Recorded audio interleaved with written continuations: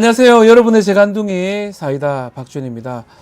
자, 이모 씨, 임성근 전 사단장 구명을 했다라는 녹취 정황이 담긴 파일 MBC, JTBC 등을 통해서 공개가 됐죠. 자, 임 전 사단장은 VIP한테 뭐 구명한다 이 내용 관련해서 이모 씨가 사령관, 김기한 사령관을 지칭하는 것이다. 사장을 지칭한 것이다. 뭐 이런 식으로 좀 VIP를 다르게 얘기를 하는데요. 자, 일반적으로 VIP면 글쎄요, 사장님을 VIP라고 할 수 있을지요. 뭐 MVP라고 합니까?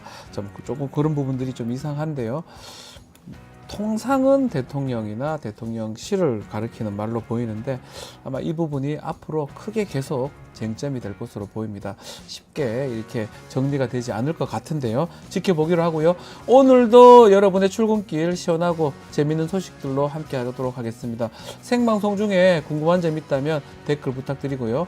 뉴스 인사이다 지금 바로 시작하겠습니다.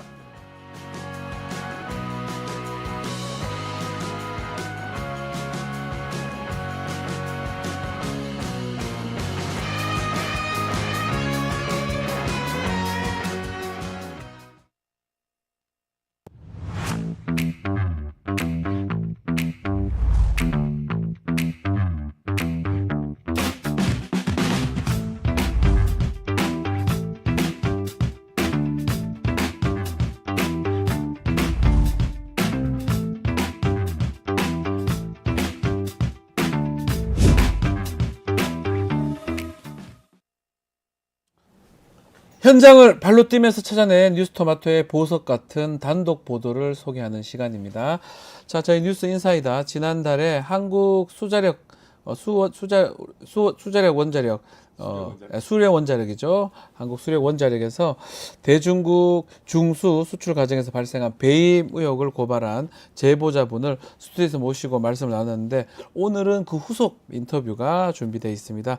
자, 강창호 기술사 나오셨습니다. 안녕하십니까? 네, 안녕하십니까, 네. 변호사님. 네. 한국 수력 원자력이죠. 네, 그렇습니다. 한국 수력 원자력. 네. 자, 지난해 시간에 방송 또 나갔었잖아요. 네.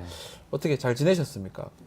정확하게 딱 한 달 전에 6월 네. 11일 딱 그때입니다. 예, 11일 됐으니까 그때도 이제 2020년에 제가 또 고발한 내용이 있었고 네. 또 이제 그때 이제 개복 고발했는데 처음에 이제 저에게 친절했던 분들도 있었고 막 그랬었는데 이게 이제 정확하게 급소를 찔렀던 부분이 있었던 것 같아요. 네. 그래서 이제 좀 구체적으로 저한테 이제 노골적으로 표현하는 분들이 있어서 이제 조금 피하 식별이 됐다. 아, 조금 불편했다 이 말씀이네. 방송 네. 이후에 적과 네. 아군이 딱 식별이 됐다. 지금 예. 앞으로 제가 지금 준비한 그 좀 선물이 여러 개가 있어가지고 이제 오늘도 선물이 하나 나가는데 요거 선물 알겠습니까? 오늘 방송도. 삼중수 선물인데 예. 나머지 선물이 한 3개 정도 남아 있어요. 그래서 이제 좀 더 노골적으로 저한테 아하. 공세가 올 것 같은데 아무튼 2020년에 경험했던 거하고 패턴이 좀 유사해서 패턴이 같다. 그래서 뭐 큰 걱정은 없습니다. 그러면 요거는 네. 좀 질문 드리기 좀 조심스러운데 네. 직장 내 괴롭힘이 여전하다 이렇게 봐야 됩니까? 네, 과거에 제가 이제 우리 저 회사에 네. 블라인드 같은 거 있잖아요. 게시판이죠. 블라인드 게시판. 네, 블라인드가 익명이다 보니까 네. 어떤 사람을 악마적 프레임을 만들기가 참 좋습니다. 아, 그 안에서. 그래서 제가 이제 회사 내 어떻게 보면 블라인드 인싸라고 보시면 됩니다.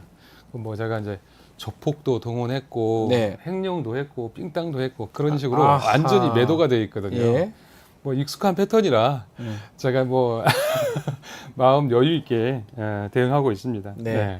원래도 그랬고 뭐 네. 어쨌든 간에 각오한 길이기 때문에 잘 대응하고 또 말씀하셨는데 네. 지난번에 방송에서는 우리 한수원에 중수를 헐값 매각했던 거 이거를 다뤘습니다.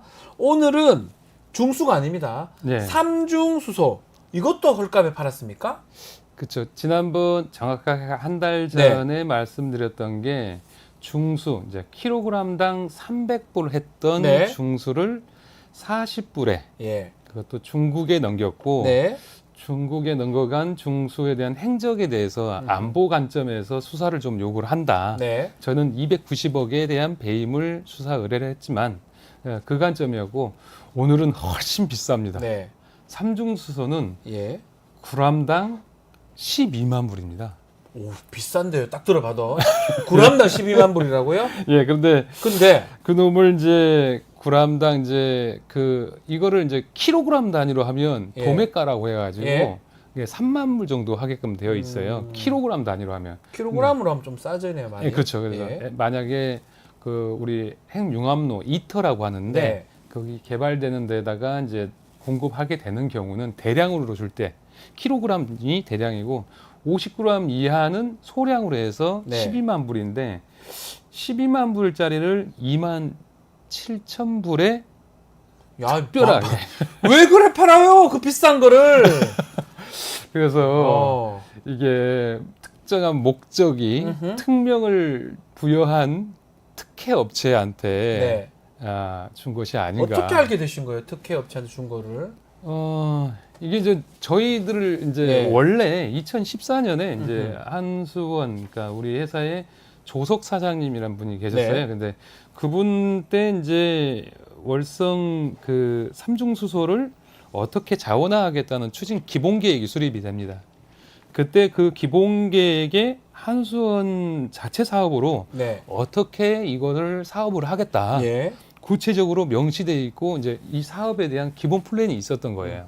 근데 이것들을 다 무시해 버립니다. 그러니까 거기에는 이제 이렇게 소량 공급, 대량 아까 지금 50g 이하는 소량 공급을 하고 예. 12만 불을 받는다. 그렇죠. 대량은 이터 같은 곳에다가 공급을 하고 3만 불을 받는다. 3만 불을 받는 게 그게 목적인데. 명시가 되어 있어요. 예.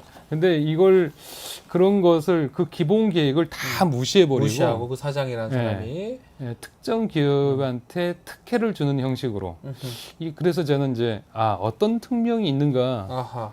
특히나 지금 삼중수소는 아주 예. 무서운 애거든요. 말씀 듣기 전에 지금 삼중수소 아무리 애청자분들도 아는 분들도 있지만 뭐 저같이 좀 문과 나온 사람은 수소 H 그 정도밖에 모르는데 삼중수소가 어떤 물질인지 얼마나 중요한 물질인지 그거를 좀 짧게 설명을 해주셔야 될 것 같아요. 그때 저번에 한번 이제 네. 중수 얘기했었잖아요. 중수 말씀하셨어요. 그러니까 수소 하나 있는데 수소는 양성자 하나 네. 있고 여기 하나 붙으면 중수가 되고 네.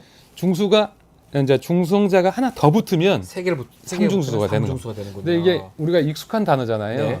그 후쿠시마 오염수 처리소 이 문제에 대해서 우리가 굉장히 시끄러웠잖아요. 네. 그때 후쿠시마 원전에서 1년에 방출하는 삼중수소 총량이 이제 g 단위로 표현하면 네. 0.06g입니다.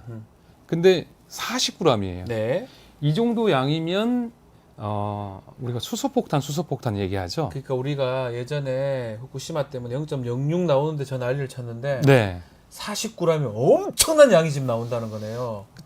그 후쿠시마보다 666배. 무섭죠. 숫자가 666. 예, 666 하필이면. 그래서 이 수치는 이제 충분히 수소폭탄을 만들 수 있는 그리고 실험할 수 있는 충분한 양이고. 되게 무서운 거네요. 이게 이제 이 정도 양이면 예를 들면 예전에 히로시마 나가사키에 터졌던 핵폭탄, 원자폭탄은 그 지금 우리가 여기 옮겼잖아요. 네, 지금 광화문. 광화문입니다. 예. 광화문을 통째로 날려버리는 거지만 예. 수소폭탄은 지도상에서 서울을 지워버리는. 그러니까 좀 더 그 예전에 차로분바 정도의 예. 수준이면 경기도를 사라지게 하는 그 정도 수준입니다. 그러니까 그렇게 엄청난 그 전략 물자이자 특별 관리가 필요한 그런 그 물질이다. 삼중수소를 허술한 중소기업에게 예. 그러니까 지금 말씀대로라면 그 수소가 중수보다도 더 위험할 수도 있고 좀 몇 배나 지금 더 위험하다고 지금 말씀 주셨는데 매우 신중하게 취급하고 판매하고 해야 되는데 지금 판매 과정에서 우리 기술사님 보시기에는 매우나 문제가 있다. 이렇게 보시는 거잖아요. 그렇죠. 이게 특히나 우리가 지금 북한에서 네. 지금 이건 그냥 우려하는 부분일 수도 있지만 네. 핵 기술을 굉장히 첨단화하고 그다음에 트럼프 바이든 미국 대선에 코앞에서 뭔가를 하고자 하는 그 모션이 엄청 노골화되고 있지 않습니까? 아마 7차 핵실험이 일어날 수도 있고 아니면 특별한 안보의 그 치명적인 뭔가를 보여주려고 굉장히 노력하고 있는데 거기에 가장 필수적인 재료가 지금 사실 삼중수소다. 이 삼중수소라는 거죠. 이거를 네. 우리가 있는데 만들어 놓은 거를 어떤 기업에 헐값으로 팔았다 이런 부분이잖아요. 그렇죠. 그래서 저는 이제 실제적인 이익에 이제 배임의 저는 네. 부분을 고발을 하는 거고요. 예. 배임의 그 금액은 그러니까 12만 불을 2만 7천 불에 40g을 보냈으니까 약 50억 정도의 손실입니다. 손실 입혔네요. 손실 그 50억을 한수원에 예. 개념을 문제 삼는 게 아니라 음흠. 이게 이렇게 안보가 중요한 이 시기에 왜 어설프게 샀느냐. 왜 이런 회사에게 예. 그리고 마침 이 원자력 안전위원회에서 그 이 회사한테 제3국으로의 수출을 전제한다는 것을 변경 승인을 해줘요. 그것도 문제네요. 그래서 북한으로 갈 수도 있는 거 아니에요? 조심스러운 얘기지만. 예, 지난번 중수 문제도 예. 중수도 중국에 넘어갔다고 했지만 또 북한으로 갈 수 있는 거잖아요. 그렇죠. 그것도. 그것도 확실한 그 체크가 안 돼 있기 때문에 예. 마침 중국에 넘기고 나서 그 해 12월에 북한에서 삼중수소를 자체 생산한다는 얘기가 있었기 네. 때문에 이거는 지금처럼 뭐 우크라이나 전쟁이나 그 중동에서 여러 가지 무거운 문제도 있지만 예. 우리 대한민국도 지금 안보적으로 굉장히 문제가 있습니다. 우려가 있는 예. 상황이잖아요. 그래서 이런 관점을 명백하게 밝혀서 그 안보에 우려되는 부분에 대해서 명확하게 해야 된다라는 게 우리 박영진님께서 사서 또 다시 팔아도 남는 거고 이게 중개무역에서 앉아서 돈 먹기 아니냐 이거 우리가 왜 한수원이 이거를 하느냐 이런 얘기를 하면서 또 문제가 수의계약인 것처럼 하면서 수의계약이면서 공개 경쟁 입찰하는 것처럼 형식을 만들었다. 이거는 어떻게 봐야 됩니까? 요식행위 아닙니까? 이러면? 예, 그 우리 자산관리공사 이제 거기에 온비드라는 곳에다가 네. 이게 여기다가 공매 처리를 했습니다. 아, 그러니까 공매된 것처럼. 경쟁하는 걸로 했는데 예. 자격이 된 업체가 여기 오직 하나이고 말만 경쟁이네요. 그래서 사실은. 나중에 이제 네. 뭐 국정감사나 불러와서 너 이거 왜 어떻게 했어? 우리 경쟁했어요. 라고 경쟁했어요라고 하려고. 명분 딱 보여요. 그림 포장은 네. 이렇게 딱 해놨는데 아주 그 전형적인 어떤 이제 그 감추기 네. 그다음에 그 아주 제가 볼 때는 상당히 그 공을 들인 게 제가 이제 전 내부 고발자이기 때문에 관련 내용을 저는 다 파악을 했는데요. 거기도 알고 계시겠죠. 그래서 이 과정을 보면 사전에 이제 감사실까지 동원이 돼가지고 면책할 수 있는 조항들을 다 집어넣어놨어요. 네. 그리고 이 기업이 여기 오는 데까지 2017년부터 이렇게 먹여주고 재워주고 특별히 이렇게 특혜를 주고 그러니까 예를 들어서 이런 겁니다. 이 회사한테 그 기술을 주고 네. 사람도 주고 예. 돈도 주고 돈도 주고. 이거 어쩌자는 건지 그 뭔가 회사도- 특별한 미션이 있는 것 같다는 느낌이 그 들어요. 업체가 지금 에이젠 코어 맞습니까? 예 맞습니다. 어떤 업체입니까? 파악한 바로는 에이젠코. 왜 한수원이 이렇게 특혜를 주는 또 삼중수소를 이 회사한테 파는 겁니까? 에이젠코어. 그래서 그 업체가 2017년에 네. 우리 한수원에 노크를 시작했는데 네. 거기에 우리가 특별한 기술을 특별하게 전수를 해줍니다. 음흠. 삼중수소 관련, 네. 용기 관련, 그리고 특별한 우리 이제 1급, 우리 이제 원전 감독법, 그러니까 이해관계되는 회사에 정관을 보낼 수 없게끔 되어 있는데 네. 우리 회사에서 잘 훈련된 특수 요원이 또 글로 갑니다. 한수원에서 네. 잘 됐던 사람이 그 회사에 갔다는 거잖아요. 그렇죠. 거기에 이사가 되어서 네. 또 이런 특별한 선물을 또 줍니다. 와, 이것도 뭐 좀 다른 의미의 전관이 작동하고 있는 게 아닌가. 그래서 그 원전 마피아라는 단어가 생겼을 때 원전 비리 네. 있을 때 예. 원전 감독법이 생겨서 그 감독법에 명시되어 있습니다. 그리고 이해관계가 충분한 업체에다가 재취업을 금지하게끔 되어 있는데 네. 우리가 그 일에 직접 관여한 사람이 직접 그곳에 가서 이사가 돼가서 하시고 회사가 어떤 회사가 중요한 게 아니고 이 네. 회사에 우리 회사, 우리 한수원의 일했던 사람들이 거기 가서 일한다. 이런 네. 것들이 문제가 될 수 있겠네요. 상당하게 이거는 이제 산업부가 이런 부분에 대해서 감독을 하는데 음흠. 이 부분에서 관리 감독이 좀 필요하다. 왜 한수원이 예. 헐값에 이 에이젠 코어 한테 헐값으로 삼중수소를 팔았다고 우리 기술사님은 생각하시는 겁니까? 마찬가지로 저번에 이제 지금 말씀을 하시는데 특별한 혜택을 주는 것에는 특별한 이유가 있습니다. 그러니까요. 제가 볼 때는 이유가 특별한 있을 건데. 임무, 어, 특명이 있지 않는가. 어허. 근데 저번에 한번 우려했던 거, 음흠. 그 중수에 가서 중수 팔면서 차액이 290억인데 네. 그 290억이 그 월성 1호기 사건을 했던 아. 그 재판하는 사람들이 정재훈이라는 사람은 재판을 변호사 30명을 넘는 변호사를 데리고 재판을 4년째 하면서 네. 이번 총선 때 창당을 해요. 아하. 그러니까 창당을 하니까 재산 내역을 봤는데 재산의 현금 내역이 엄청 많아요. 돈이 많다. 아니 그런 재판을 하면서 돈 한 푼 안 음흠. 드는가? 그러면 이 재판을 누군가가 도와주는 사람이 있지 않는가? 아. 그런 생각을 해봤습니다. 그렇게 해봤다. 요거 근데 연관성 있을 수도 있다. 이것도 마찬가지였지 예. 않을까? 연관성 있을 수 있다. 예. 자, 돈 때문에 그럴 수 있다. 현재 지금 재판 상황도 공유 좀 해주십시오. 어떻게 진행되고 있습니까? 아 지금 네. 그 월성 1호기 이제 그 경제성 조작 사건은 제가 고발을 해서 네. 대전에서 지금 재판 중인데 1심 재판이 지금 4살이 됐습니다. 4달? 4살. 아, 4년이 됐다고요? 네. 저 깜짝 50 놀랐어요. 공판이 56회차. 야, 아, 정말 저도 근데- 변호사지만 참 고통스럽습니다. 말만 들어도 고통스러워요. 그래서 이게 예. 지금 앞으로 그 10,000페이지 되는 분량을 네. 그 공소장을 다 부정을 해놓은 상태라 예. 추가 증인이 계속 나올 것 같아서 아하. 아마 윤석열 대통령 임기 내에 안 끝날 것 그때 같은. 끝나지 않을 것이다. 네, 그게 예. 이제 지금 대전 재판이고요. 음흠. 또 제가 재판받는 게 있습니다. 네, 어떤 거죠? 제가 울산에서 재판받고 예. 있는 것은 제가 한 월성 1호기 공익신고를 하니까 네. 저를 사찰하는 인원이 있어서 음흠. 제가 사찰하는 제 동향조사 그 어떤 A4 2장을 네. 제가 출력을 해서 저 사찰받고 있어요 하고 법원에 제출했어요. 네.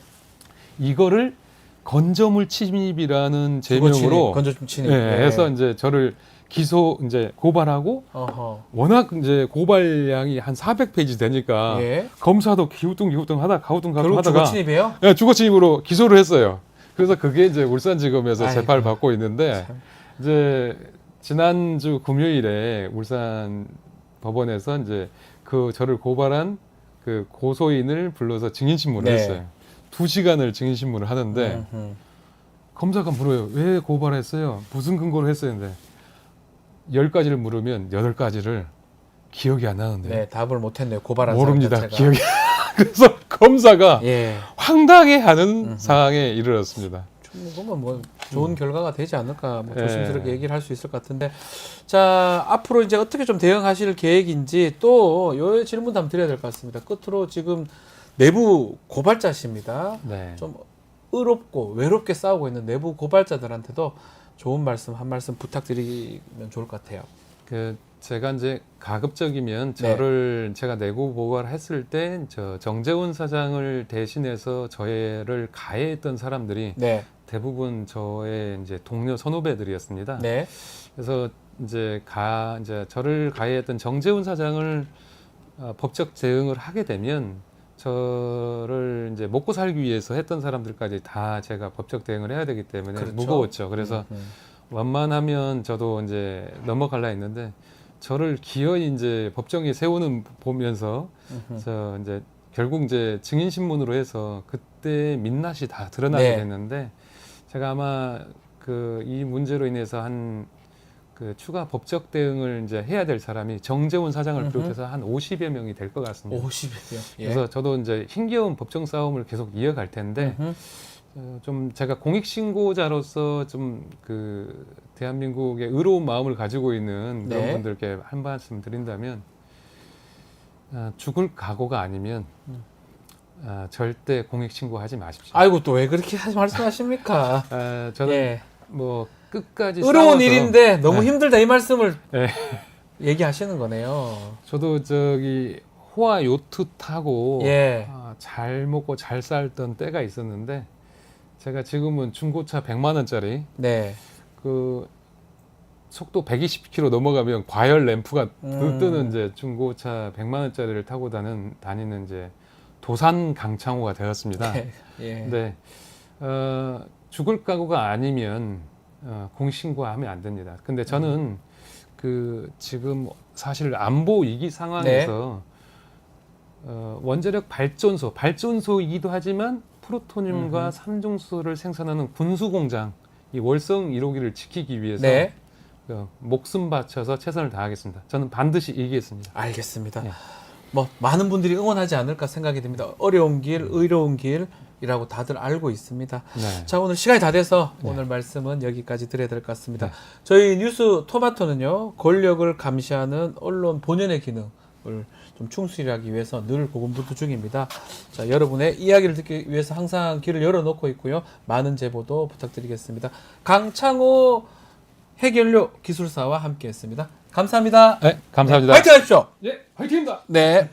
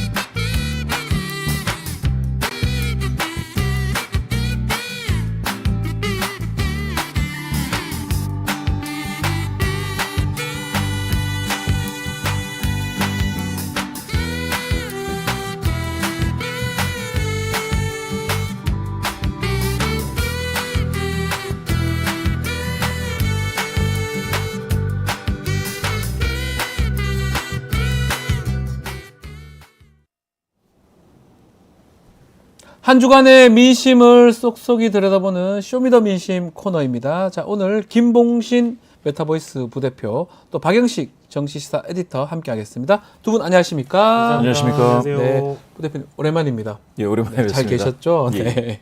자, 다시 한번 시청자분들 인사 부탁드리겠습니다. 예, 안녕하십니까. 네. 메타보이스 부대표 김봉신입니다. 네, 반갑습니다. 아주 실력자고 능력자십니다. 자, 쇼미더민심, 저희 뉴스토마토 의뢰로 미디어 토마토에서 실시한 여론조사를 한 주간의 여론 동향을 파악하는 보는 시간인데요. 이번 조사 개요 좀 소개해드리면 뉴스토마토 의뢰로 지난 8일부터 9일까지 이틀간 만 18세 전국 성인 남녀 1,001명을 대상으로 실시를 됐으며 표본 오차가 95%, 신뢰 수준이 플러스 마이너스 3.1%포인트입니다. LS 방식이고요. 응답률은 2.5%로 집계가 됐습니다. 자, 먼저 본 게 대통령 국정운영 평가 부분입니다. 윤석열 대통령 국정운영 평가. 자, 박영식 에디터 어떻게 나왔습니까? 예, 윤석열 대통령의 국정운영 평가는 긍정이 32.9%였고요. 지난주에 비해서 1.5%가 하락했습니다. 네. 그리고 부정평가는 64.9%로 나왔는데 지난주에 비해서 1.7%가 상승했습니다. 조사 기간은 앞서 설명해 주신 대로 월요일부터 이번 주 화요일까지 조사를 했기 때문에 임성근 사단장의 어떤 경북청의 불송치 최종 네. 결론이라든지 대통령의 최해병 특검 거부권, 음흠. 전자결제 부분까지는 이 이슈에서 좀 이 여론조사 응답층이 체감할 만한 이슈로 꼽아야 될 것 같고요. 네. 그리고 대통령의 미국 해외 출장도 이슈가 있는데 다만 최근에 이제 그 불거지고 있는 이종호 녹취록 이른바 네. 이제 이 녹취록 건은 이번 조사에 좀 영향을 주기는 좀 어렵지 않은 그런 상황인가. 조사 기간이나 시간만 두고 봤을 땐 그런 것 같고요. 표집 성향은 보수가 333명, 중도가 412명, 진보가 257명으로 조사가 됐고 네. 이번 주 월요일 리얼미터 조사 결과는 지난주와 마찬가지로 3개월 연속 30% 초반대를 그렇죠. 기록하고 있다. 참고 말씀드리겠습니다. 자, 김봉신 대표님, 눈여겨볼 만한 점이 있을까요? 30% 초반이긴 한데요. 예, 예. 전화 면접 조사보다는 네. 긍정 평가가 좀 높게 나오네요. 아하, 여기 ARS라서 그렇습니다. ARS라서 좀 그런데요. 네. 아마도 이제 ARS 같은 경우에는 이제 고관여자들이 네. 많이 이제 모이는데 음흠. 역시 뭐 대통령을 좀 좋아하시는 분들 이런 분들도 네. 좀 조금 더 모인다 이렇게 보시면 되겠고 사실 지금 이거 추이를 볼 것 같으면 이제 지난 2월 달에는 한 40까지도 이제 나왔었죠. 그렇죠. 맞습니다. 근데 지금은 이제 상대는 좀 낮아져서 32인데 예. 뒤에 또 이제 정당이 나오기는 하겠지만 여당 지지도보다도 국정 긍정률이 더 낮은 비율이다. 그렇죠. 그러면 여당에 대한 선택을 하시는 분들 중에서도 이제 빠지는 분들이 있다. 이렇게 되는 것은 지금 사실은 어떻게 보면 네. 대통령 긍정률이 오히려 여당 지지도를 잡아서 더 못 올라가게 만드는 그런 역할을 하고 있을 수 있겠다. 이렇게 보여지고요. 다만 이제 앞으로 한 1, 2주 동안은 여당에 이제 전당대회가 있기 때문에 그렇죠. 여당 지지도는 좀 더 높아질 텐데 그럼 국정 긍정률이 얼마나 같이 동반상승하느냐 네. 아니면 꺾이느냐 요거는 좀 지켜봐야 될 문제인 것 같습니다. 자, 동방상승할 수 있을지. 사실은 계속 줄곧 30% 초반입니다. 저희 조사 봐도 중간에 20%대도 갔지만 대략 한 30% 초반, 뭐 중반까지 간 적도 있지만 대부분 머무는 것 같고요. 뭐 비슷한 조사인 리얼미터도 그렇게 조사가 되는 것 같습니다. 뭐 또 다른 뭐 반등할 만한 뭐 그런 요인은 없다고 두 분도 분석을 해주셨고요. 자, 전당대회 얘기를 하셨어요. 7월 23일 날 국민의힘 전당대회가 지금 예정되어 있는데 이번 조사를 하면서 전당대회 우리 결과를 좀 여론조사를 했습니다. 예. 결선 투표를 만약 한다면 예. 한동훈 대 원희룡 두 사람이 붙었을 때 예. 누구를 지지할 것인가? 예. 요거를 질문했는데 이 결과 한번 소개 좀 해주십시오. 예. 전제를 하자면 이제 이 여론조사는 국민의힘 당원들 대상으로 네. 한 게 아니고 여론조사 응답층을 대상으로 한 거기 때문에 네. 전당대회 결선 투표에 실제 한동훈과 원희룡 후보가 각각 올라갔을 때 누구를 당대표로 지지할 거냐를 물었습니다. 네. 한동훈 전 위원장이 47.8%로 뭐랄까 상당히 높은 그 지지도를 보이고 있고요. 네. 원희룡 전 장관이 21.3%, 또 지지 후보가 없다라는 응답도 27.7%로 높은 편이어서 감안해서 보셔야 될 것 같고요. 지역별로는 대구, 경북 70세 이상은 연령별로 보면 70대 이상은 한동훈 전 위원장을 선택한 게 좀 특징적으로 보이고 있습니다. 이게 혹시 김봉신 대표님 보실 때는 이 정당별로 뭐 지지자별로 차이가 조금 있습니까? 예, 예, 어떻습니까? 상당하죠. 이게 지금 예. 방금 말씀 주신 그 차트의 47.8 대 네. 21.3이라고 하는 그 수치는 사실은 이제 전당대회에 바로 이제 사용되지 않고 예. 사실은 이제 역선택 방지 조항 다시 예. 얘기해서 더불어민주당 지지자라든지 이제 다른 예. 정당 지지자들을 이제 빼고 나머지를 이제 반영을 하게 될 텐데요. 그랬을 때 국민의힘 지지하시는 분들 중에서는 한동훈 전 위원장에 대한 지지세가 상당합니다. 더 높겠죠. 72.8. 예. 72.8대 그 원희룡 전 장관은 22.7이니까 예. 거의 일방적이라고 봐야 될 것 같고요. 예. 장관무응답 중에서도 마찬가지로 31.4 대 11.8이니까 크게 봐가지고는 한 3배 정도, 3배 가깝게 한동훈 전 위원장이 좀 강세를 좀 보이고 있고요. 네. 더군다나 이제 대구, 경북, 부산, 울산, 경남에서도 마찬가지고 보수 성향이신 분들 중에서도 60.3%는 한동훈 전 위원장을 네. 지지하고 있습니다. 그래서 이게 만약에 당심으로 반영된다면, 이 민심이 당심으로 반영된다면 예. 한동훈 전 위원장이 뭐 일방적으로 이기는 그런 상황이 될 수도 있겠다. 이게 지금 국민의힘 같은 경우는 8대2입니다. 8대2입니다. 당원 네. 80, 민심 20%인데 이대로 간다고 하면 뭐 한동훈 위원장이 그 원희룡 전 장관이 그래도 비슷할 거라고 했는데 지금 이 조사상으로 봤을 때는 압도하는 상황이거든요. 문자 사건, 예. 이른바 익십 문자 사건. 이거 안 먹힌다 이렇게 봐야 됩니까? 박영 씨 에디터? 지금 분위기상은 그런 것 같습니다. 아. 저는 지난주까지만 하더라도 이 텔레그램이 공개가 되면서 네. 노골적으로 한동훈 후보를 떨어뜨리기 위한 일종의 전략의 하나로 저는 봤고 실제로 이 국면이 오래가면 오래갈수록 한동훈 후보에게 불리할 거라고 생각이 들었는데요. 지금 미디어 토마토 여론조사 결과도 그렇지만 여타 조사에서 드러난 여러 가지 예. 수치들 때문에 그런 것은 모르겠으나 여러 취재 경로를 통해 저도 종합적으로 정보를 분석을 해보면 한동훈 캠프 쪽 분위기가 고무적이기도 네. 하고 실제로 이 텔레그램이 나오고 나서 오히려 더 한동훈 지지층은 더 결집하는 양상을 보이고 있고요. 한동훈 후보조차도 이대로는 절대 물러서지 않겠다라는 그런 반응들이 토론회를 통해서도 엿보이고 있기 때문에 상황을 좀 더 지켜봐야 될 일인 것 같고 이건 네. 결론적으로는 저희가 방송에서도 많이 다뤄봤습니다만 텔레그램은 어느 쪽에서 나왔는가 김건희 여사 핸드폰에서 나왔기 때문에 이것이 네. 세상에 등장한 거 아니겠습니까? 그래서 이 텔레그램의 원 목적은 80 당심 아까 말씀해주신 예. 그 전당대회 룰 80대 20 중에 80%의 당심에 한동훈은 배신자다. 한동훈 때문에 지난 총선을 패배했다라는 것을 알려주기 위함이고 예. 근데 다만 이것을 한 걸음 떨어져서 몰입하지 않고 바라보면 누군가는 전투에선 승리할 수 있는데요. 전쟁에선 패배할 겁니다. 그러니까 이게 지금 보수 대분열로 가는 전초전이라는 걸 각자 다 모르고 지금 이 상황에만 몰입해가지고 과거 얘기만 하고 있거든요. 네. 그러니까 진짜 이러다가 정말 다 죽는다. 이거를 알면서도 이 상황에 너무 몰입해 들어가는 것 같아요. 그래서 이 전당대회가 당원들을 위해서 또 집권 여당을 위해서 미래 비전과 같이 미래를 위해서 얘기를 해야 되는데 이게 초등학교 반장 선거도 반장 될 후보들이 나와가지고 앞으로 뭘 하겠다고 얘기를 하잖아요.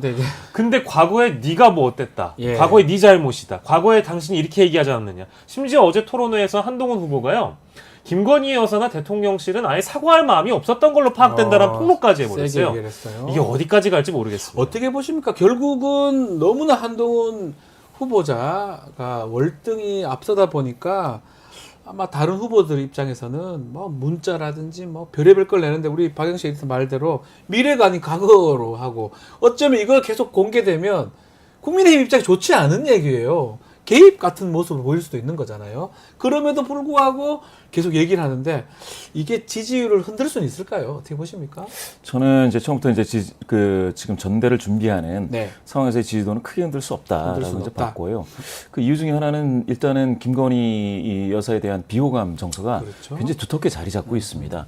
더군다나 이제 당심을 그러면 윤심이 움직일 수 있어야 되는데 윤심이 지금 많이 빠져 있어요. 네. 총선 이후에 거의 과거 이제 집권 초기하고 비교하면 거의 반토막 났거든요. 네. 그래서 지금 제가 생각했을 땐 윤심이 당심을 추동하는 힘은 지금 많이 잃었고 오히려 당심과 민심이 좀 더 동조화되는 현상을 볼 수도 있다. 네. 그런 의미에서 지금 한동훈 전 위원장 대 나머지 세 후보를 놓고 보면 마치 한동훈 전 위원장이 국민의힘 내에서 개혁 세력인 것처럼 보이고요. 보이죠. 예, 나머지 세 분은 뭐라 그럴까 과거에 방금 우리 박영식 에디터님 잘 말씀드렸는데 과거에 좀 더 가까이 계신 것처럼 보이기 숙으로 때문에 보여요. 예. 이름 아니 모양새에서 맞습니다. 그렇다는 거예요. 같은 그래서 이제 사람들이지만. 구태대 뭐 혁신 뭐 비슷하게 이렇게 보수 성향이신 분들이 보실 수도 있겠다. 네. 그런 의미에서는 한동훈 전 위원장이 가지고 갈 포지션이 그렇게 줄지는 않을 것 같다. 이렇게 봅니다. 같은 질문을 또 했습니다. 이번에는 한동훈 전 위원장하고 나경원 의원 두 사람을 이렇게 결선에 붙여봤어요.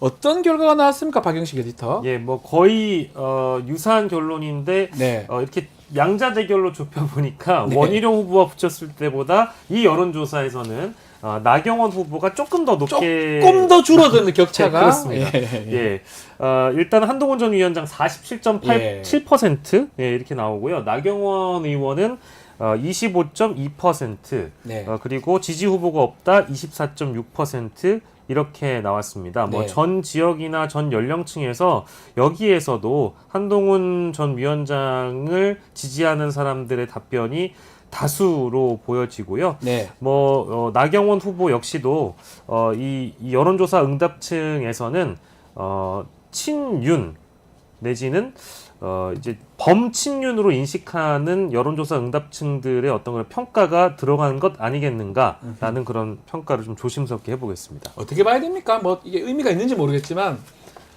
원희룡 전 장관보다는 나경원 의원이 조금 더 격차가 줄어든 것 같아요. 예. 그렇지만 뭐 그럼에도 불구하고 차이는 많이 납니다. 한동훈 위원장이 앞서네요, 많이. 예, 5점이 이내 격차이기 때문에 네. 그렇게 미세합니다. 미세한 예, 예. 차이고 예.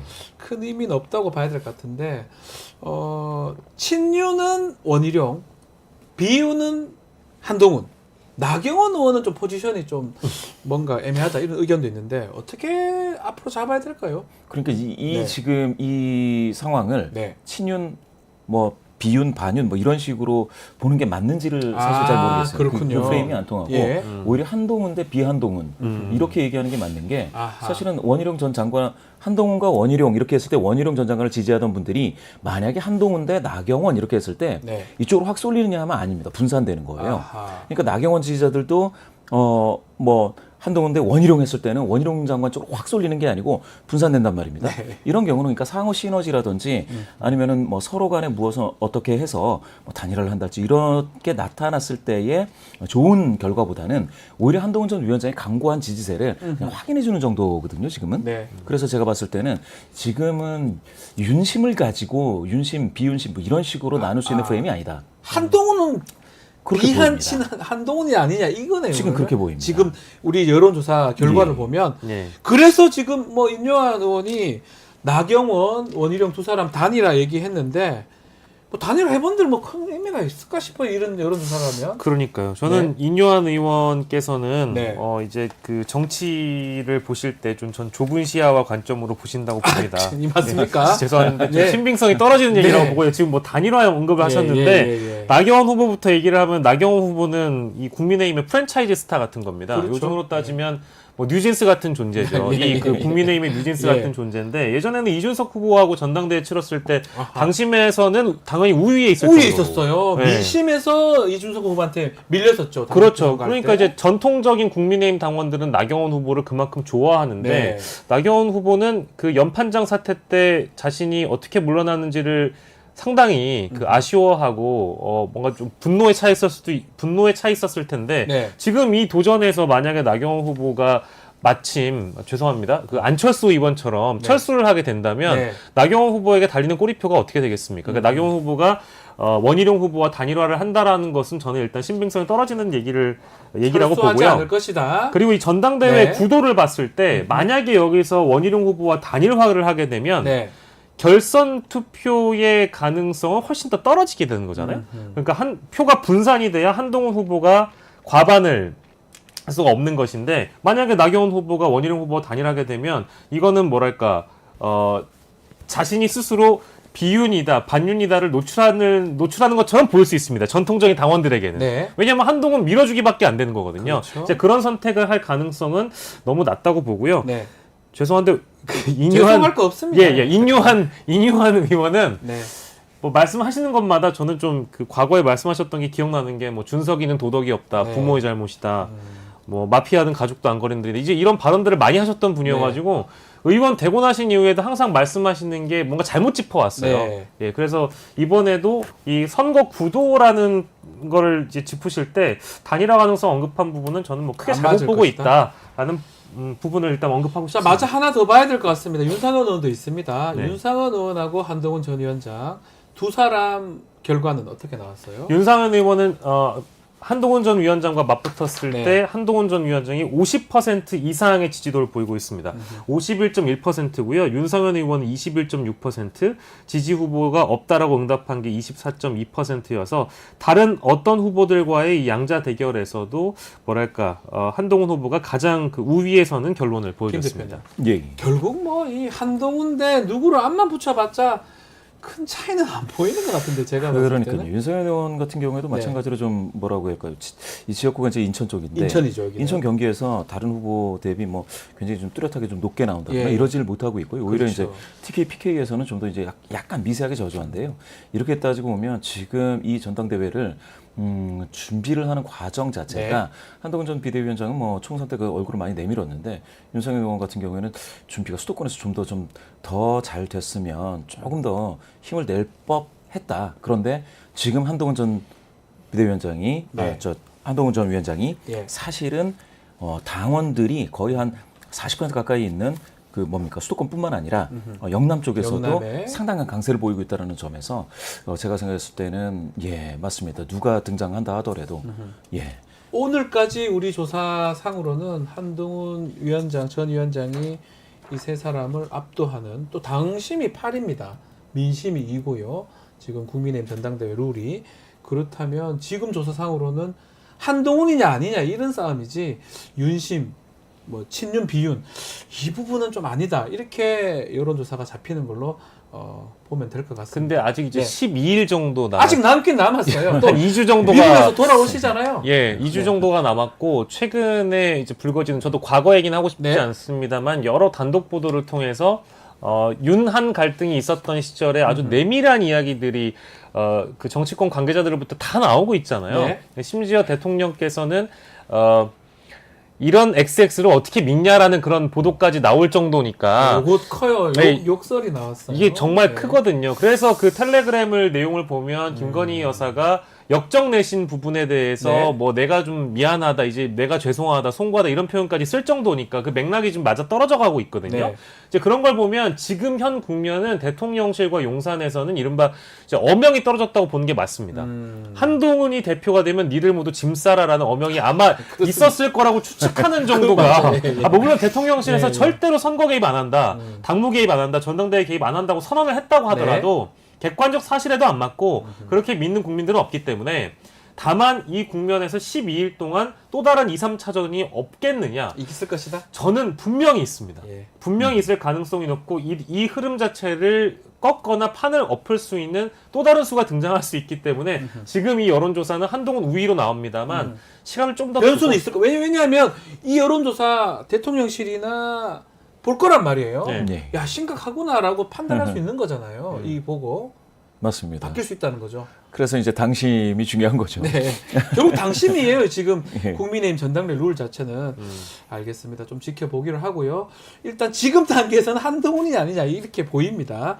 민주당으로 한번 가봐요. 자 이재명 전 대표 그리고 김두관 민주당 전 의원 두 사람 중에 누가 좋으냐 지지하느냐 질문했는데 김봉신 대표님께서 결과를 좀 소개해 주십시오. 예, 전체 중에 그러니까 1,001명 네. 중에서는 이재명 44.9, 김두관 37.8로 오? 예, 아주 큰 차이가 아닌 것처럼 보이는데요. 예.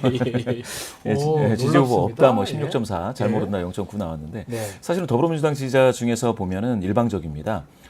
이재명 87.7, 예, 그리고 김두관 9.9. 예.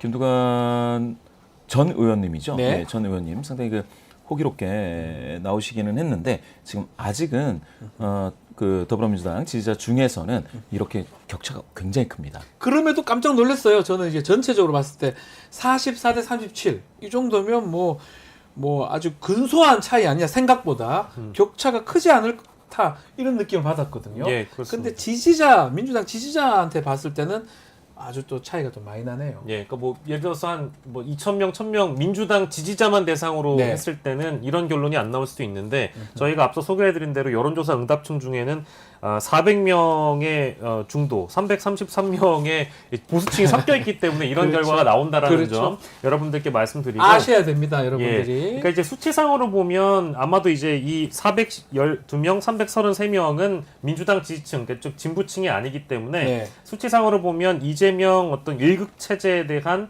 견제가 필요하다라는 그런 심정으로 아마 이제 필요성으로 응답을 하신 것 같고 네. 내가 또 뭐 심지어 뭐 중도 중에도 있을 수 있습니다. 내가 이재명을 지지하지 않는다고 하더라도 뭐 이재명을 또 누군가가 다들 지지해 주겠지라는 심정으로 응답을 한다면 이런 결과가 나올 수 있을 것 같고요. 네. 그리고 지역구 왜 우리가 흔히 이제 선거로 따지면 지역구는 민주당 찍고 뭐 비례는 정의당을 찍었던 예전에 이제 그런 이제 심리로 김두관을 지지하는 응답을 보였을 거다라는 이제 대목이 하나가 있고 마지막으로는 동정론이 있는 것 같습니다. 그러니까 동정론. 예. 김두관 전 의원에 대한 동정론 말씀하시는 그렇습니다. 겁니까? 김두관 의원에 대한 동정론인데 이거는 이제 언론 보도를 살펴보면 약속 대련으로 보이는데 김두관을 그래도 응원해주고 싶다. 호기롭게 등장했다. 네. 그래도 이제 이분을 지지해줘야 된다. 친문 그리고 이제 부산, 경남, 부울경 정서가 있는 분들 입장에서는 아마 이제 김두관 후보를 지지하지 않는가라고 생각을 하지만 네. 어차피 당대표는 이재명이다라는 공감대도 또한 이 응답층에게도 보면 또 나온다는 있을 수 있겠죠. 이거만 봐도 뭐 민주당 지지자 입장에서는 예. 이재명 대표한테 많이 쏠리는 모양새인데 요번에 당대표 예비 경선에 권리당원 투표 20%, 25% 이렇게 반영하고 중앙위원 표 비중을 좀 줄이는 걸로 요거는 당대표 선거도 선거지만 뭐 최고위원 선거에서도 좀 반영이 될 것 같은데 어떻게 보십니까? 이런 어떤 흐름? 아니, 권리당원이 들어가는 것 자체는 네. 새로 반영되는 것 자체는 큰 문제가 아닐 텐데요. 네. 중앙위원이 이렇게 이제 중앙위원 네. 아니면 이제 국회의원 이런 그렇죠. 표가 상당히 다릅니다. 그때 다르고 예. 제가 봤을 때 비슷한 적이 많이 없었던 것 같아요. 조직표잖아요. 어쩌면. 조직표고요. 네. 이분들은 그냥 사실 관여도가 높다라는 정도로 설명이 되는 게 아니고 먹고 사는 게 이제 정치기 때문에 민심보다는 사실은 그러니까 자기 직업이죠. 자기 직업이니까 이분들은. 예. 그래서 이제 이분들께는 사실은 내 직업이 얼마나 네. 잘 될 수 있느냐 이걸 먼저 보시기 때문에 그렇죠. 그거는 많이 달라질 수도 있는 민심하고 예. 조금 다를 수 있다. 예, 많이 다를 수도 있죠. 예, 권리당원 비중 뭐 높아졌다는 거 이제 그만큼 어떤 뭐 저는 열혈 지지층이라고 표현을 많이 하는데 열혈 지지층. 열혈 지지층의 비중이 높다는 네. 거니까 뭐 그만큼 뭐랄까 이재명 후보에게 유리하게 작용할 가능성은 뭐 높다는 건 뭐 주지의 사실인 것 같습니다. 근데 다만 저는 뭐 국민의힘이든 뭐 더불어민주당이든 네. 당원들의 권리가 어쨌든 좀 커져야 그 정당의 요즘 당원민주주의 얘기 많이 하더라고요. 그렇죠. 예, 그 예. 당원들이 그 당에 속해 있는 어떤 책임감이나 이제 사랑도 뭐 커진다고 봐서 네. 당원들의 주권을 좀 이렇게 효능감 있게 실현할 수 있는 방법은 결론적으로는 뭐 이제 권리당원의 어떤 반영도를 좀 높이고 네. 당원들이 끊임없이 이제 당이나 최고위원들 또 이제 후보들 정치인들 현실 정치에 뛸 사람들을 평가하는 것들을 좀 집어넣어야 이 실제 뛰는 사람들이 당원들의 눈치를 봐서라도 열심히 정치를 하지 않겠습니까? 네. 이제 그렇고요. 아무튼 당원들이 평가를 할 수 있는 이 첫 단위가 아무튼 저는 뭐 이번에 첫 단위로 지도부가 만들어지는 거 아니겠는가? 전당대회. 네네. 예, 알겠습니다. 계속해서 정당별 지지율도 좀 살펴보겠습니다. 호감이 가거나 조금이라도 더 지지하는 정당 있는지 물어봤는데요. 자, 이번 주 뭐 매번 하긴 하지만 어떤 결과가 나왔습니까, 대표님? 예. 더불어민주당이 34.5%고요. 네. 오차범위 내에서 아주 극히 미세하게 수치로만 보면 국민의힘이 약간 높은 것처럼 보이는데 오차범위 그러네요. 이내입니다. 그래서 대등합니다. 국민의힘이 예. 38.1입니다. 조국혁신당은 9.8, 개혁신당이 4.8, 새로운미래 0.7, 진보당 1.9, 그 외 다른 정당이 2.0, 지지하는 정당이 없음이 7.3, 잘 모르겠다 0.8입니다. 요거 눈에 띄는 게 국민의힘 역전을 했습니다. 뭐 미세하긴 하지만 지난번하고 눈에 띄는 게 민주당을 앞질렀습니다. 어떻게 봐야 됩니까? 저는 뭐 이제 가장 큰 건 주목 효과라고 봅니다. 왜냐면 전당대회 효과입니까? 예, 전당대회 컨벤션 효과를 언급할 수밖에 없고 예. 다만 전당대회가 저희가 앞서 짚어본 대로 이전 투구 양상으로 흘러가지만 그만큼 또 주목도를 빨아들이는 그 그렇죠. 영향이 있기 때문에 주목 효과라고 보고요. 또 반사 이익을 얻는 상황이라고 봅니다. 왜냐하면 저희가 앞서 보신 것처럼 민주당의 전당대회 보다는 국민의힘의 전당대회가 구도적으로도 그렇고 관심도 측면에서도 이게 이재명 대표의 연임 문제가 주류 언론을 통해서 이제 보도가 될 때는 네. 이재명 대표에 대한 어떤 뭐랄까 이 중도 그리고 보수 층의 일종의 반감이 작용할 수도 있기 때문에 뭐 여의도 대통령 이런 표현에 좀 몰입하는 분들은 이제 이 여론조사 응답층 중에는 국민의힘을 지지하는 쪽으로 좀 더 쏠릴 가능성이 있다고 보고요. 네. 아무튼 이 국민의힘에 우호적인 점수를 줄 수밖에 없다라고 느끼는 층들이 이 여론조사 안에서는 있을 수 있다고 봅니다. 물론 네. 제 생각과는 조금 다를 수도 있는데 환경 자체가 지금 구도 자체가 그렇게 만들어가고 있다라고 봅니다. 댓글에 예. 뭐 우리 애청자분들 뭐 전문가들 많습니다. N님인데 네. 보수 표집이 많이 됐네요라고 아주 막 편안하게 말씀을 주셨습니다. 김병신 대표님도 한번 말씀 주십시오. 어떻게 보십니까 이번 정당 지지율? 예, 정당 지지도요. 예. 정당 지지도에서 국민의힘이 높아진 거는 사실은 그 컨벤션 효과가 있기는 있는데 네. 제가 봤을 때 재미있는 현상이 있습니다. 뭐죠? 4월 4주에 예. 국민의힘이 29.8이었거든요. 예. 지금 38.1이니까 약간 8.3%포인트 높아졌습니다. 올라갔죠. 예. 예. 그 과정에서 더불어민주당은 거의 비슷해요. 34.9 그리고 지금 34.4니까 거의 비슷한데 조국혁신당이 그때의 17.8로 고점을 찍고 지금 8%포인트 빠졌습니다. 조국혁신당을 좀 봐야 되네요. 그러니까 조국혁신당이 빠지면서 예. 국민의힘이 높아진다라는 겁니다. 오, 이게 이상하네. 묘하죠. 민주당 쪽으로 가지 않고. 예. 그러니까 조국혁신당에서 빠진 그 지지세가 더불어민주당으로 가지 않는다라는 건 조국혁신당을 구성하고 있는 분들이 네. 어떻게 생각하면 더불어민주당에 에서만 온 거는 아닐 수도 있다. 아닐 수도 있다. 예, 예, 우리가 이런 거를 알 수- 역동성을 좀 보여준다. 역동성. 예, 알겠습니다. 이렇게 보시면 되겠습니다. 요 점도 우리 예. 김봉신 부대표께서 짚어주셨습니다. 자, 이어서 뉴스 인사이다 애청자들의 여론을 알아보는 쇼미더 사심 코너입니다. 민심하고 사심요. 이번 주 저희 질문이 한동훈, 김건희 문자 논란에서 가장 문제가 되는 부분 무엇인가? 요거는 우리 애청자분들한테 질문을 드렸는데 어떤 판단을 내렸습니까? 한번 예. 짚어주십시오. 예, 총 그 투표를 보니까 4,200분의 구독자분들께서 응답을 네. 주셨는데요. 가장 문제가 되는 부분은 재미있는 게 전부 다 그러니까 전부 다 문제다. 우리가 질문이 뭐냐면 한동훈 후보가 익십한 것도 문제인가? 예. 김건희 여사가 왜 이걸 직접 연락하느냐? 개입 예. 아니냐? 예. 댓글팀 존재가 되는 것도 문제 아니냐? 예. 이렇게 여러 개 물어봤는데 예. 다 문제다. 예, 그러니까 뭐 익십, 직접 연락한 거, 댓글팀, 그러니까 이제 디테일한 부분까지 다 포함해가지고 그냥 네. 전부 다 문제다가 굉장히 높은 비율로 약 70%를 해당했고요. 네. 예, 사심을 이제 드러내 주신 우리 댓글 주신 분들이 네.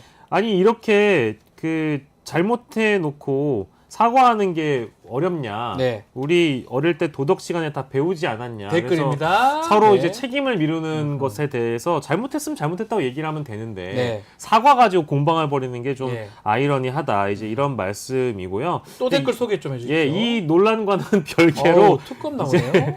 특검을 외치시는 그 구독자분이 계셨습니다. 네. 특검을 여러 번 외쳤고 특검을 거부하는 자가 범인이다. 네. 예전에 이제 국민의힘에서 슬로건으로 내걸었던 이 대목을 또 짚어주셨고 모든 결정은 국민이 하는 것이지 일개 개인이 할 수 없다라는 댓글도 보이고요. 네. 아니 이 전당대회 국면에서 윤석열 대통령의 존재감은 어디로 간 거냐? 아, 요런 답도 있네요. 아마 이제 전당대회 국면도 국면이지만 이제 텔레그램 사태에서는 김건희 여사가 대통령을 패싱하고 그렇죠. 한동훈 당시 비대위원장한테 연락한 것을 두고 말씀 주신 것 같은데요. 이 댓글 주시는 분들의 어떤 사심이 엿보이는 대목이었습니다. 알겠습니다. 자, 오늘 쇼미더 민심은 여기서 마무리하겠습니다. 김봉신 부대표, 박영식 에디터와 함께했습니다. 두 분 감사합니다. 고맙습니다. 저는 잠시 후에 이슈 3합으로 돌아올 테니까요. 조금만 기다려 주십시오.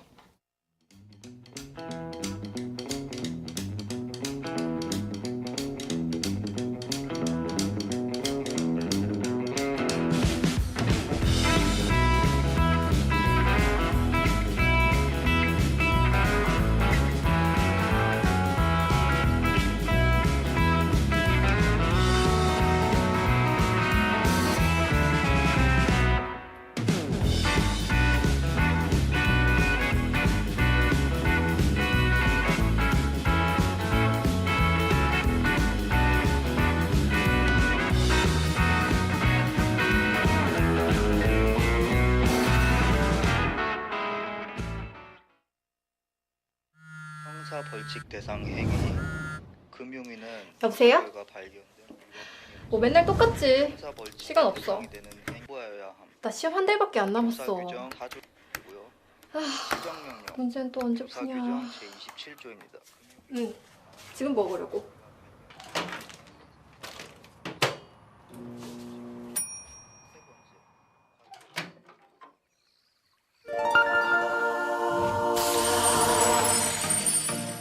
걱정 마세요.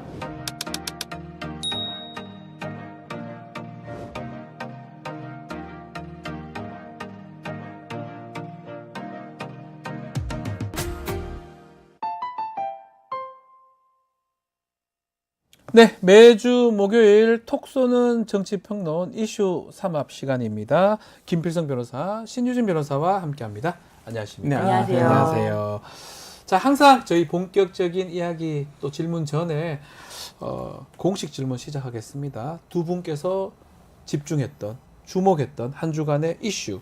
먼저 우리 신유진 변호사님, 네. 어떤 이슈를 집중하고 있습니까? 네, 저는 댓글팀, 댓글팀! 네, 여론 네. 조성팀 이런 이야기가 오. 나왔는데 이게 정말 너무 특이하게도 네. 보통 이제 그동안에 한동훈 후보의 그 네. 행보를 보면은 자신에게 조금이라도 거슬리는 말을 하면 네. 즉시 고소, 네. 즉시 고소하거든요. 네. 예를 들면 지난번에도 뭐 한동훈이 그렇게 수사를 잘했는데 LCT 수사는 왜 그렇게 했대? 이 말 그게 한마디로. 모 기자가 그런 네. 어떤 SNS. 네, 이 말 한마디 지금까지 재판하고 있는 걸로 알고 있어요. 재판이 끝났습니다. 네, 끝났습니다. 네, 한동훈 패소입니다. 아, 한동훈 좋습니까? 패소입니다. 지기도 하는군요. 네, 패소입니다. 거의 잘 지내요. 그래서 네. 이렇게 자신이 그리고 말하지 않았다면서 뭐 사직에서 야구 봤다고 했지 사직 네. 구장에서 봤다고 했냐. 예, 예. 아주 디테일하게 예, 예. 모든 것을 다 지적하고 네. 바로바로 제소. 그때는 언중에 제소했죠. 그렇죠. 그런 사람이에요. 그런데 한동훈 댓글팀, 여론조성팀이 있었다. 장예찬 예, 전 전 최고가 얘기했던 부분. 얘기를 했는데 그러면서 그런 얘기를 해요.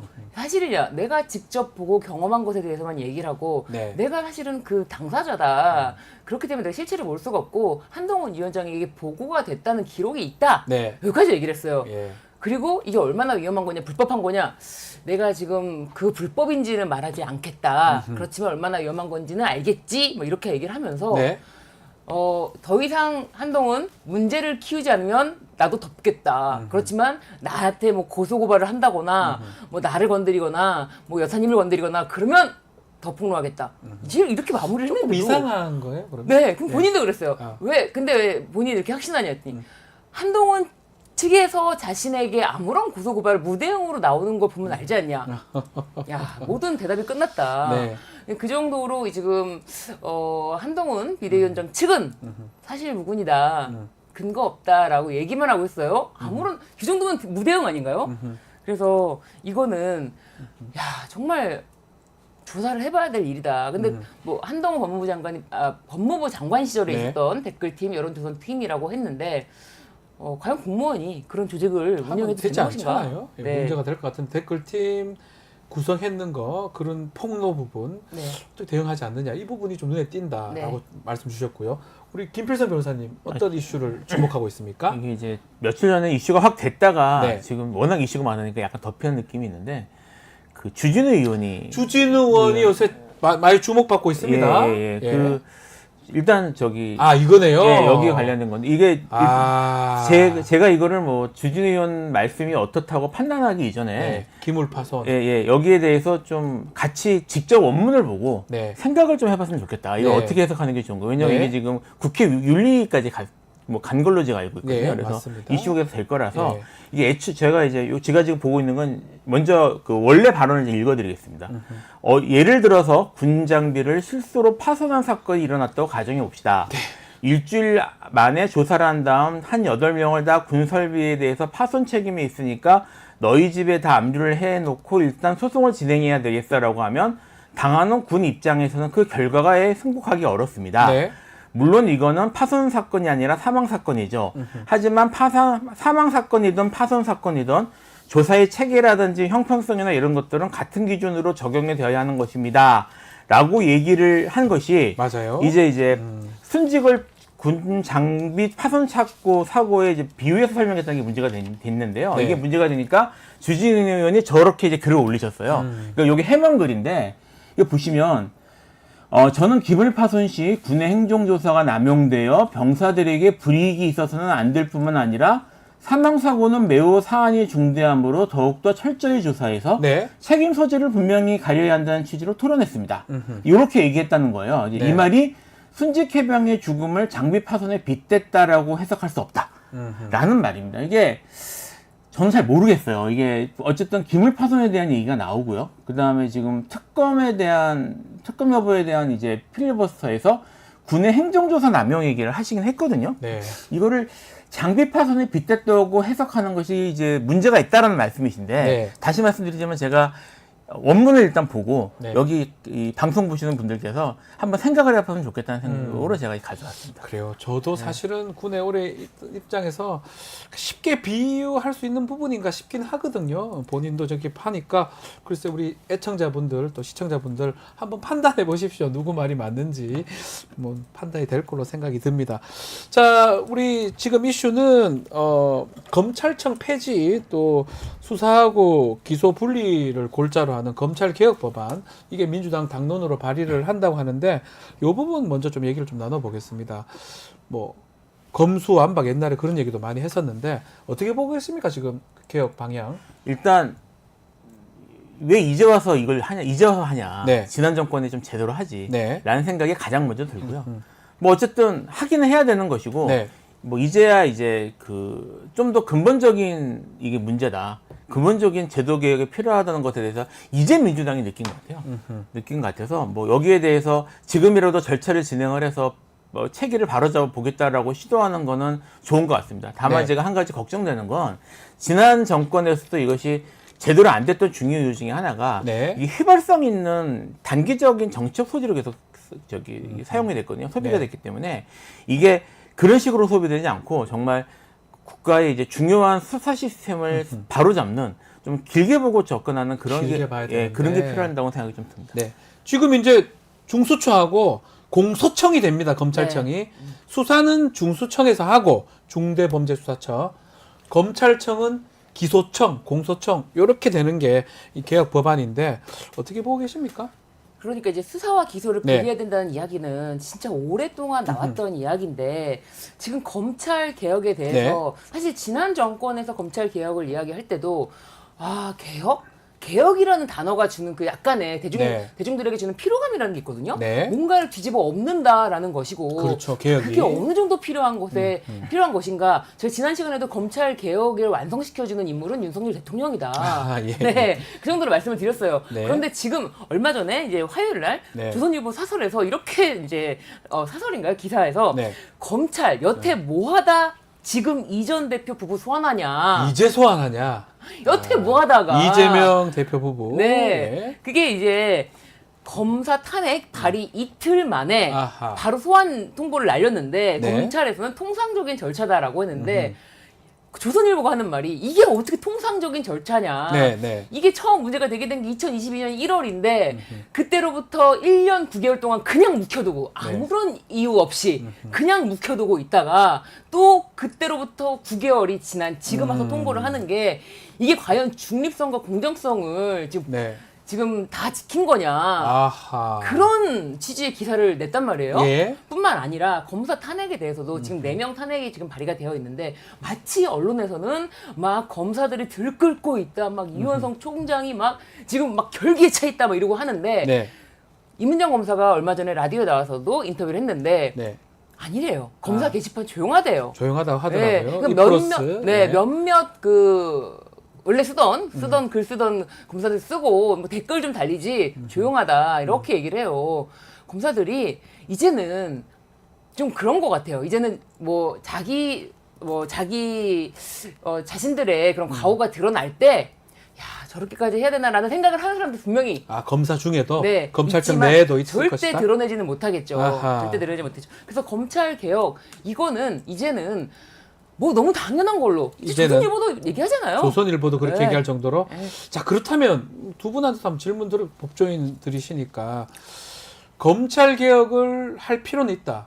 검찰청 폐지만이 정답입니까? 아닙니다. 아, 아닙니까? 아닌데 아니라고 하시네요. 예, 거기에 대해서 네. 제가 좀 설명을 네, 드릴게요. 네, 아니라고 하시니까. 일단 그 검찰 개혁의 기본 검찰 개혁을 관통에 깔려 있는 가장 기본적인 원칙은 예. 견제 균형입니다. 견제와 균형. 그러니까 그 검찰이 갖고 있는 막강한 권력을 네. 여러 기관에 분산시켜서 서로 견제와 균형하는 구도를 만들자는 게 원칙이고요. 지금 말씀하셨던 뭐 수사 기소 분리라든지 네. 뭐 검수완박이라는 말은 잘못된 말입니다. 네, 법제 고소가 죄송합니다. 예, 한번 쓰던 말이라서 제가 썼습니다. 저기 수사 기소 분리는 네. 견제와 균형을 만드는 방법 중에 하나예요. 그래서 그것이 반드시 관철되는 원칙은 아닙니다. 네. 실제로 지금 이제 이슈가 되는 게 그 공소청 설치, 그러니까 결국 검찰청을 폐지하자는 거고요. 네. 그 다음에 또 하나가 이제 저기 중수청을 만들자는 거잖아요. 네. 중수청, 중대범죄수사청, 뭐 수사처 이걸 만들겠다는 건데 이 둘 다 원래 그 지난 정권의 초기 검찰 개혁 안에 들어있지 않은 안입니다. 네.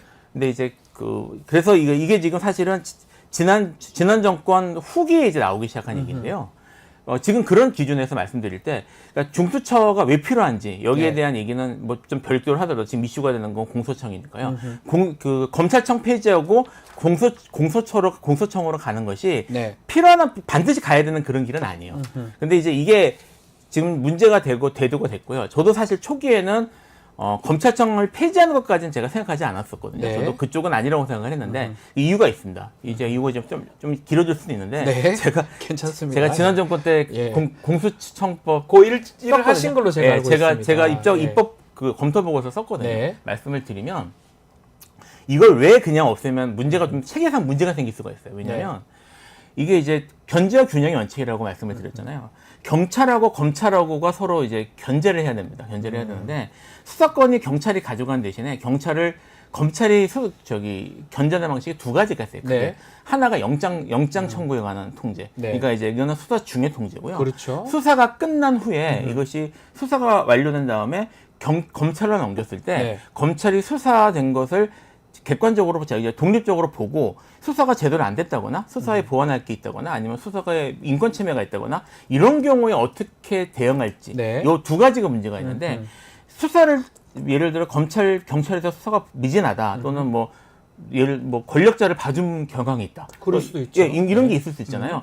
이런 것들을 검찰이 2차적으로 보충적으로 조치할 수 있도록 만들어야 되기 때문에 경찰을 검찰이 견제하는. 예, 견제하는 네. 2차적 수사권 또는 아하. 보충 수사권이라고 하는데 그 수사권은 검찰에 줘야 된다. 네. 그래야 견제가 된다. 견제가 된다. 그래서 이제 검찰에서 수사기관을 완전히 빼면 안 되고 그래서 검찰청을 유지할 필요가 있다라는 게 원래 생각이었어요. 네, 그래서, 원래는. 그래서 네. 검수완박이라는 말이 틀린 겁니다. 네. 그건 틀린 건데 지금 이제 공소청 문제는 어떻게 되냐면요. 지금 2차적 수사권까지 공소청에서 빼겠다는 거예요. 예. 이제 다 빼겠다. 예, 다 빼겠다. 예. 이제 이렇게 되면 진짜 수사권을 빼는 게 되는 건데 이게 지금 저는 이제는 필요하다고 생각하는 게 네. 국가 제도라는 게 이제 경로 의존성이라는 게 있습니다. 무슨 말이냐면 대표적인 게 이제 지금 검찰과 검찰의 관계가 네. 경찰을 사실은 검찰이 감독하는 관계로 왔잖아요. 그 이유가 일제시대 때 그 순사들, 쉽게 얘기하면 일제 그렇죠. 순사들의 경험 때문에 그렇다고 하거든요. 예. 경찰이 얼마나 지독하게 했는지, 그 권력자 앞에서 약했는지를 봤기 때문에 그걸 통제하기 위해서 만든 구조라고 하는데 네. 그 구조 자체도 일제시대의 경험 때문에 만들어진 것처럼 지금 현재 지금 우리나라의 공수청 문제도 이미 검찰이 정권을 잡았잖아요. 네. 검찰이 정권을 잡고 검찰 방식으로 그 국가를 운영하는 게 어떤 문제를 했는지 우리가 이미 경로를 겪었기 때문에 네. 그거를 바로잡기 위해서 지금 하는 거란 말이에요. 그런 의미에서 현재 지금까지의 검찰과 저는 연속성을 끊을 필요가 있고 네. 그러기 위해서는 새로운 관청이 만들어질 필요가 있다는 생각이 듭니다. 새로운 관청이. 예, 그래서 저는 공소청 현재 논의되는 거에 대해서는 기본적으로 찬성을 하고요. 네. 다만 여전히 견제 균형이라는 기본 원리는 필요하고요. 네. 그러면 이거를 더 이상 검찰이 직접 견제할 수 없고 보충 수사권을 다른 방식으로 이제 네. 해야 될 거 아닙니까? 이거를 어떻게 할 것인지에 대한 논의가 같이 이루어져야 되고요. 지금 이거를 아마 이걸 여기 보시면 네. 중수청과 관련해서 총실 산하에 둔다는 말이 나올 겁니다. 네. 이게 조국 혁신당하고는 안이 달라요. 조국 혁신당은 중수청을 법무부에 둔다고 돼 있거든요. 이 차이가 사실은 총리실 밑에 두는 이유가 그 수사의 보충 수사권을 총리실 산하로 총괄해서 이거를 통제하는 시스템까지 염두에 두고 있는 겁니다. 네. 그런 안배가 들어가 있다는 걸 좀 아실 필요가 있고요. 알겠습니다. 앞으로 어떻게 할지 요걸 기준으로 좀 봐주시면 네. 좋을 것 같아요. 뭐 되게 길게 말씀을 하셔가지고 네. 어쨌든 짧게 요점을 네. 들어보니까 네. 과거에는 네. 뭐 이렇게까지 검찰 개혁의 필요성이 있죠. 완전히 네. 완전한 어떤 필요성보다는 좀 보완적인 어떤 그런 필요성을 느꼈다면 지금은 더 필요하다. 네, 더 필요성이 강화됐다라는 말씀 취지로 제가 들리는데 그렇기 때문에 지금 이 시점에서 검찰은 개혁의 대상이 아니라 해체의 대상이다. 네. 이제 이런 말씀들이 있는 거예요. 이 검찰 조직 자체를 그냥 두고서는 도저히 어떤 새로운 끊어야 된다. 지금 말씀하신 것처럼 끊어야 된다. 네. 그 말씀에 전적으로 저도 동의합니다. 자, 그렇지만 문제는 네. 대통령이 아마 이런 법을 만들어도 거부권을 행사할 게 지금 거의 자명해요. 그래서 반복되고 있기 때문에 자, 대통령 거부권 행사 관련해서 탄핵 얘기도 좀 많이 나오고 있고요. 탄핵 얘기 좀 해보죠. 네. 탄핵 지금 관련해서 입법 청문회도 하고 있고, 탄핵 관련해 청문회 한다고 하는데 이거 관련해서 민주당에서, 국민의힘에서 반발을 많이 하고 있어요. 어떻게 네. 보고 계십니까? 그러니까 이게 국민의힘에서 여러 가지 반발하고 있는 것이 네. 청문회를 개최한다는 것을 빌미로 탄핵 조사권을 발동한 것이다. 이거는 본회의 의결이 없는데 탄핵 조사권을 발동했기 때문에 뭐 위법이다 이런 네. 이야기를 하고 있어요. 근데 이건 어디까지나 안건 청원이 들어왔고요. 그리고 이게 중요 안건 심의를 위해서 청문회를 여는 거예요. 네. 이 중요 안건 시민의 청문회를 그러면 국민이 이제 거의 140 지금 6만 7만 그런데 이제 7월 20일까지 되면은 거의 뭐 최소 180만 정도는 뭐 돌파하지 않을까 싶은 예상이 드는데 네. 국민 180만 명이 이런 조목조목한 이유를 대며 탄핵을 발의해 주세요라는 청원을 했을 때 국회가 무시하는 것이 정답입니까? 네. 아니 어떻게 처리를 해야지 국회가 법사위 소위에서 논의를 하는 것으로 끝내는 것이 정답이냐?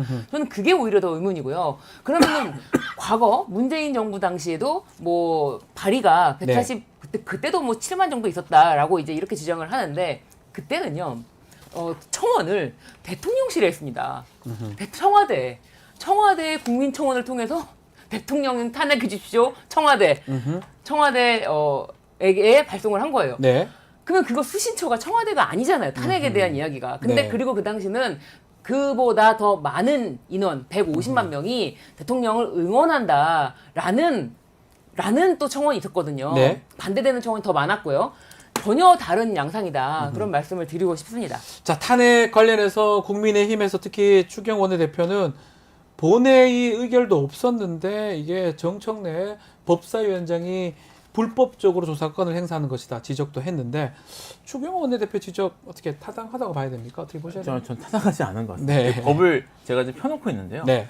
일단 청원 절차가 이렇게 됩니다. 국회법 이제 123조에서 청원서가 제출이 되고요. 네. 제출 조건에서 제일 중요한 거는 일정한 수 이상의 국민의 동의를 받는 거. 이거는 이제 동의를 받았잖아요. 청원서 제출이 됐습니다. 네. 그렇게 되면 어떻게 되냐면 124조 1항에 의해서 의장이 청원 접수를 이제 확인을 해요. 접수가 됐으면 이거를 이 청원서를 소관위원회 회부에서 심사하게 해야 됩니다. 네. 심사가 이제 간 겁니다. 법사위로 간 거예요.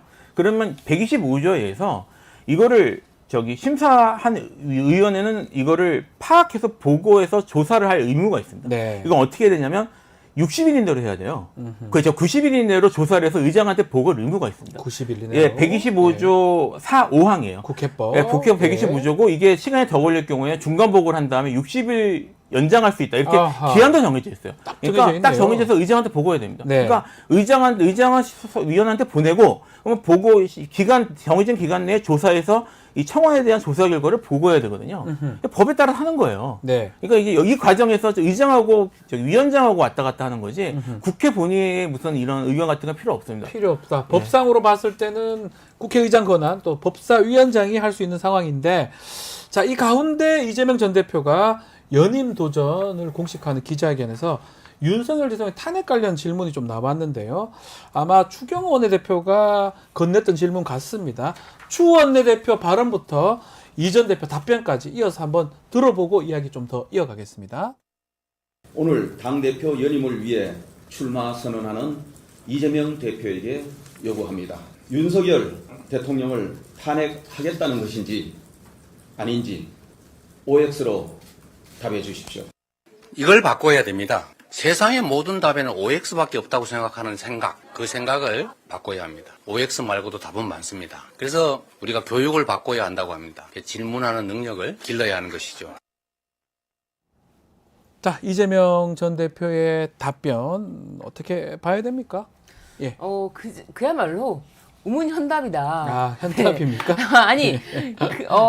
뭐 OX냐라고 물어보는데 네. OX만 있는 답이 있는 게 OX만 아니다. 없다. 그래서 우리가 싹 교육을 빠져나가는 거 아닌가요? 교육을 바꿔야 된다라고 하는데 예, 예. 저는 이게 예. 그렇잖아요. 이 지금 뭐 탄핵을 하기 위해서 야당 대표가 되는 거냐 이런 취지가 아니지 않나요? 네. 그래서 지금 사실은 이 연설도 굉장히 민생에 가까운 네. 먹고 사니즘이 가장 중요하다. 먹고 사니즘 얘기했습니다. 네. 오히려 네. 대통령보다 더 민생을 먹사니즘. 챙기는 네.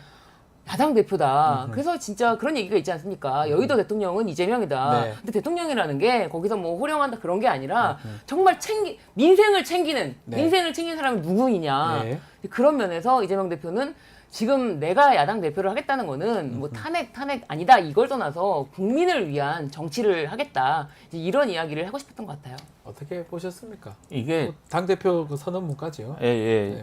이게 이렇게 물어봐야 돼요. 사실은 왜 탄핵까지 이거 아니야? 네. 탄핵이 앞으로 사실 계속 분위기가 올라오고 있는데 그렇죠.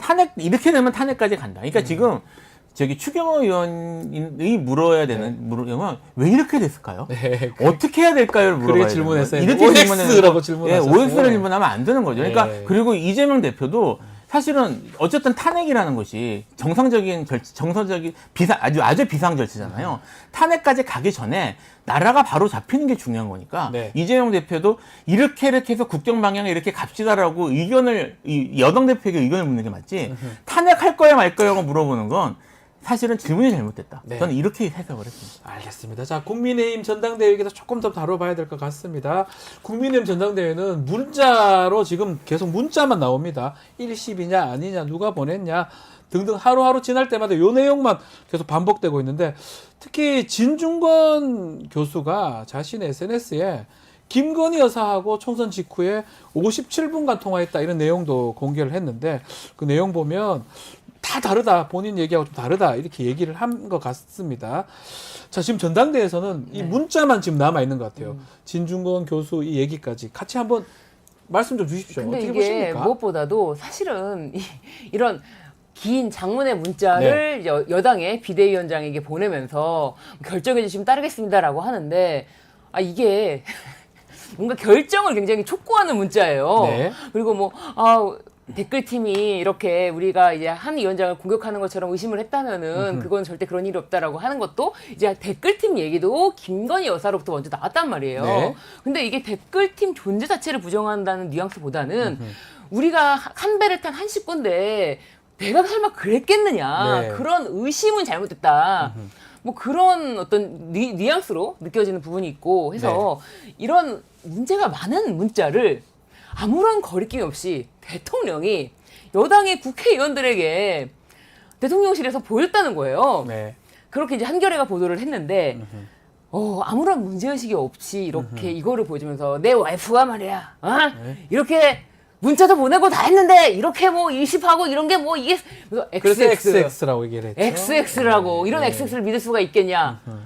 이게 어째서 이렇게 아무런 문제의식이 없는 걸까요? 자기 말씀처럼 계속 논란이 되고 있는데 지금 전당대회 또 순방도 간 거잖아요.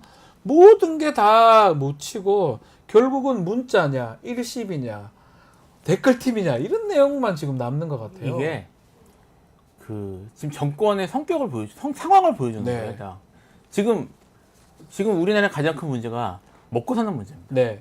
이게 지금 제가 이제 근무하는 직장이 가로수길에 있는데요. 네. 강남 가로수길 유명하지 않습니까? 네.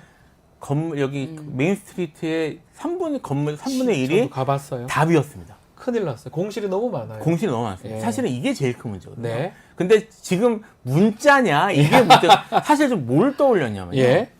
이 문자냐 아니냐가 사실 이게 현재 이게 집권 여당의 그 세력이나 이런 정치적 방향을 결정하는 거잖아요. 네.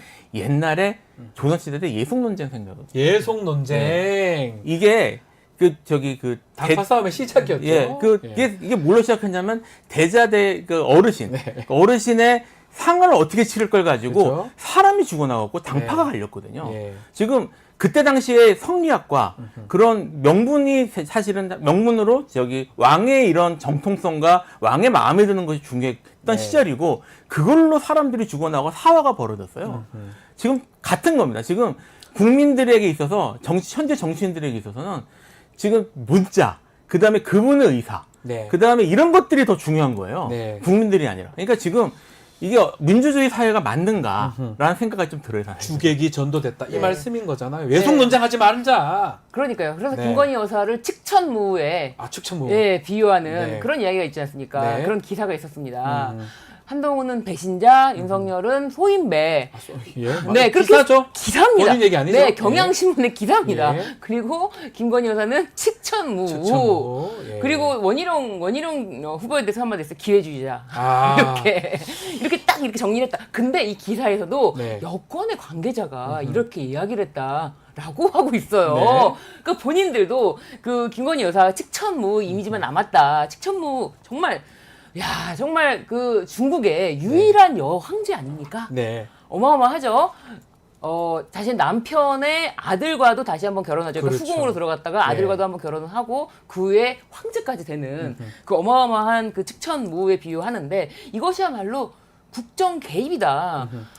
와, 이 국정 개입에 대해서 그냥 묵과할 수가 없는데 네. 예의가 있네 없네. 왜 문자를 씻냐? 이렇게까지 그렇죠. 해서 문자를 씹으면 안 되지 않느냐? 답장을 해야 되는 게 아니냐? 예의가 있네 없네. 이런 이야기를 하면서 이상한 논란으로 가고 있다. 아무런 문제의식이 없는 게 네. 더 놀랍습니다. 더 놀랍습니다. 네. 알겠습니다. 자, 오늘 말씀은 여기까지 듣도록 하겠습니다. 자, 김필성 변호사, 신준 변호사 두 분 감사합니다. 감사합니다. 자, 오늘 방송 마치기 전에 안내 말씀 하나 드리겠습니다. 7월 20일 공개 방송 진행을 합니다. 6월 달에 부득이한 사정으로 불발됐던 아쉬움을 담아서 정성스럽게 준비를 했습니다. 지금 화면에 나오는 QR코드 또 라이브 채팅창 상단 고정글 커뮤니티 통해서 참여할 수 있고요. 많은 신청 부탁드리겠습니다. 자, 내일 좀 얘기 소개해드리면 최상병 사건의 현장 지휘관 이용민 포대장이죠. 그 대리인 김경호 변호사 지난번에도 인터뷰를 했었는데 대담이 준비되어 있습니다. 내일 김경호 변호사 대담 좀 많은 시청 부탁드리고 배상훈 프로파일러 김종대 전 의원도 나옵니다. 자, 내일 내용이고요. 이어서 2부 뉴스인사 프라임이 진행이 됩니다. 재밌고 은밀한 이야기 지금부터니까요. 어디 가지 마시고 조금만 기다려 주십시오.